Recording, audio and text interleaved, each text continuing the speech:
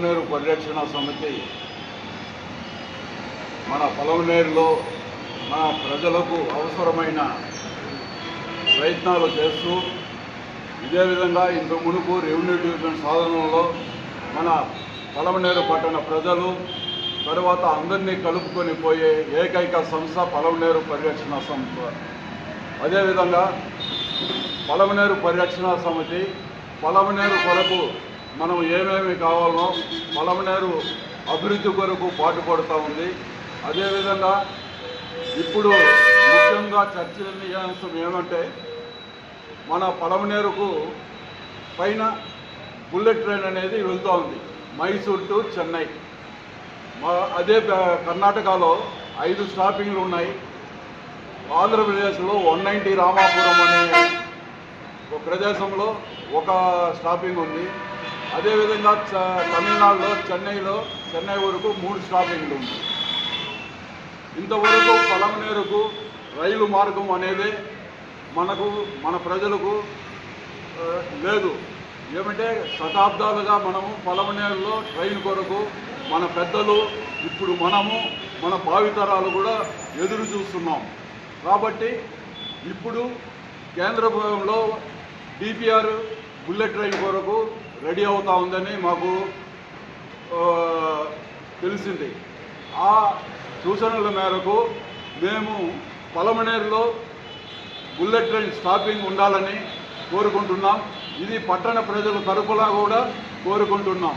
ముఖ్యంగా పలమనేరు పట్టణము వచ్చి పలమనేరు నియోజకవర్గం హెడ్ క్వార్టర్ మరియు revenue division head quarter connectivity అనేది మనకు 3 రాష్ట్రాలకు సంబంధించిన సెంటర్ పాయింట్.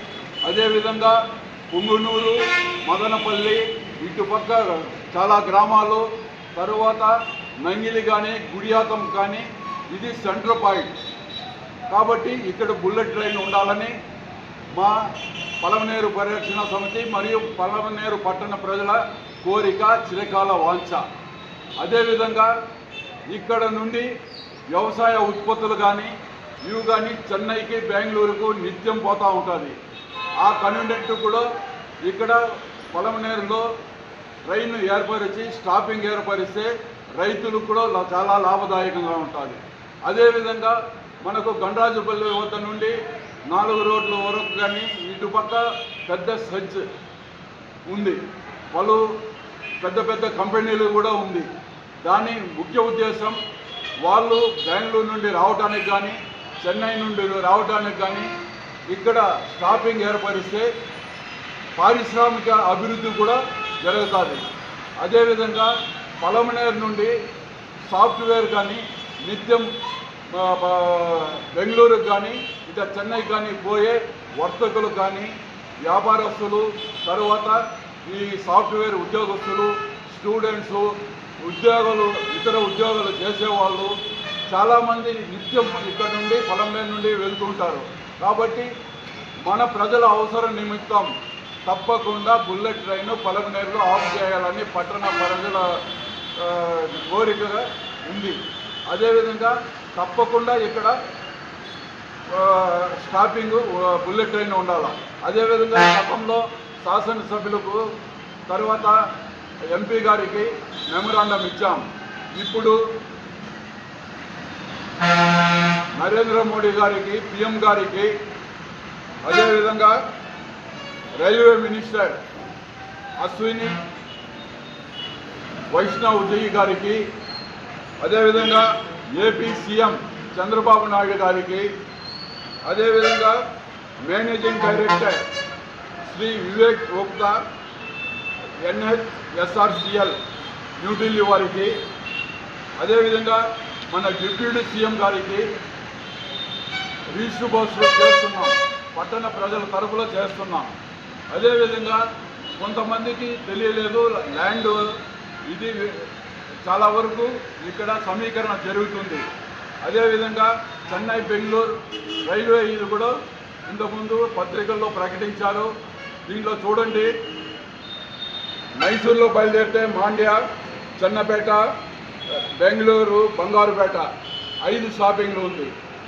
ఇదే ఆంధ్రప్రదేశ్లో 80 కిలోమీటర్స్ పోతుంది. 190 రామాపురం అనే విలేజ్లో ఇచ్చారు. ఆ 190 రామాపురం అనేది పేరుకు ఆంధ్రప్రదేశే కానీ వేలూరు, కాట్పాడి, రాణిపేట్ అటుపక్క తమిళనాడు ఉండే గ్రామాలకి కానీ ఇది అవసరం అవుతుందే కానీ మన ఆంధ్రప్రదేశ్కు ఎలాంటి ఉపయోగం లేదు. ఒక్క చిత్తూరుకు దగ్గరగా అది 30-35 కిలోమీటర్ల దూరంలో ఉంది. అదేవిధంగా తమిళనాడుకు అరకోణం, కొందమలై, చెన్నైలో 3 స్టాపింగ్లు ఇచ్చినారు. మెయిన్ మా ఉద్దేశం పలమనేరు పట్టణ ప్రజల తరఫున మాట్లాడుతున్నది ఏమంటే 80 కిలోమీటర్లు మన భూభాగంలో మన దీంట్లో పోయేటప్పుడు మనకు పలమనేరులో కనెక్టివిటీ సెంటర్, అసెంబ్లీ నియోజకవర్గం head quarter, revenue division head quarter, తరువాత పలు కాలేజీలు ఉన్నది. ఇక్కడ వ్యవసాయ ఉత్పత్తిదారుల వల్ల వ్యవసాయదారులకు కానీ వర్తక వ్యాపారాలు చేసే వాళ్ళకి కానీ సెజ్ నుండి వచ్చే పలు కంపెనీలకు కానీ ఇక్కడ నుండి వెళ్ళే సాఫ్ట్వేర్ ఉద్యోగస్తులు మళ్ళీ ఇతర వ్యాపారస్తులకు కన్వీనియంట్గా ఉంటుందని తప్పకుండా బుల్లెట్ ట్రైన్ పలమనేరుకు కావాలని మీ తరపున ఆశిస్తున్నాం. కావాలని తప్పకుండా మన ముఖ్యమంత్రి గారు, డిప్యూటీ సీఎం గారు, మన శాసనసభ్యులు, మన ఎంపీ గారు కూడా దీనిపైన శ్రద్ధ వహించి మన పలమనేరు పట్టణ అభివృద్ధికి పాటుపడాలని, పలమనేరు పైన ఒక చల్లని చూపు వేసి మాకు రైల్వే స్టేషను ఇక్కడ నిలుపుదల చేసేట్టుగా ఉండాలని పట్టణ ప్రజల తరపులో పలమనేరు పరిరక్షణ సమితి కోరుకుంటుంది.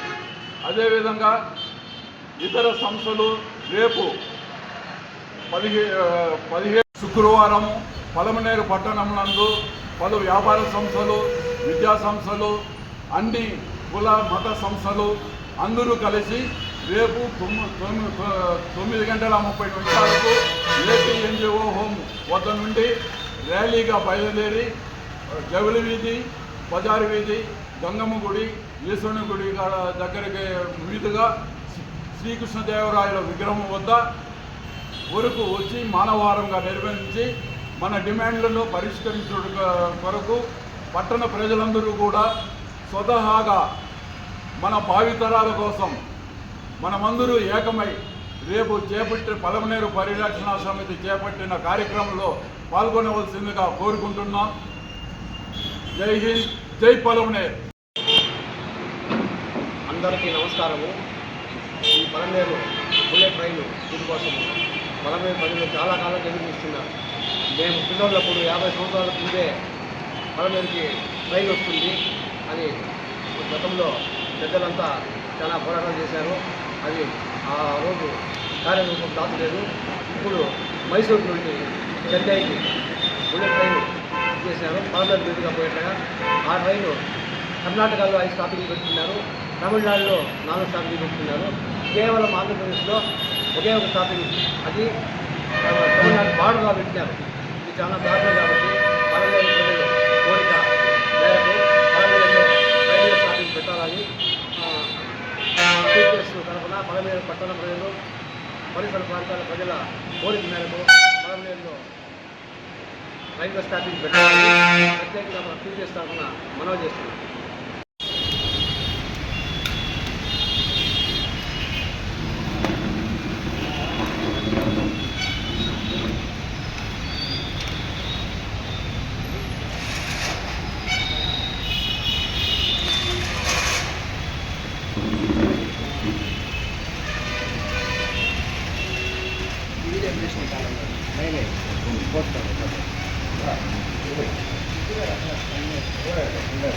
निकल गए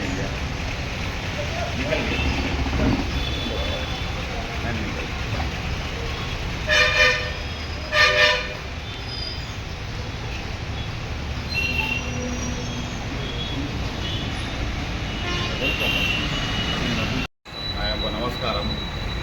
ఈరోజు మన పలమనేరు పరిరక్షణ సమితి వారి ఆదేశాల మేరకు, వాళ్ళ యొక్క కోరిక మేరకు, ఆ కుటుంబ సభ్యుడిగా నేను కూడా నిజంగా ఈ యొక్క విషయంలో చాలా ఎత్తుగా ఆలోచించి నాకు కూడా ఇది చాలా ఇన్స్పిరేషన్ ఏమనిపించిందంటే, నేను కూడా గత 20-30 సంవత్సరాల నుంచి నేను కూడా లారీ ట్రాన్స్పోర్ట్లో నేను లారీ క్లీనర్గా, లారీ డ్రైవర్గా, లారీ ఓనర్గా ఉండి నేను చూసిన ప్రతి పనికి మేము పోవాలంటే ఈడ పడిగాపులు కాసుకొని రాత్రి పగులు కాసుకొని ఇంకోటేమంటే ఒకనా సమయంలో బస్సులు లేనప్పుడు కూడా ఇదే పలమనేరు పరిరక్షణ సమితి ఎక్స్ట్రా బస్సుల కోసం ఆ డిఎం దగ్గర పోయి తిరిగి ఏమేమో చేసి చేయాలా అనేసి ఈరోజు కూడా మా ఊర్లో మేము అర్ధరాత్రిలో మీరు ఎప్పుడైనా రండి 3 గంటలకి 4 గంటలకి మన ఊరు పిల్లలు ఎంతమంది ఆడ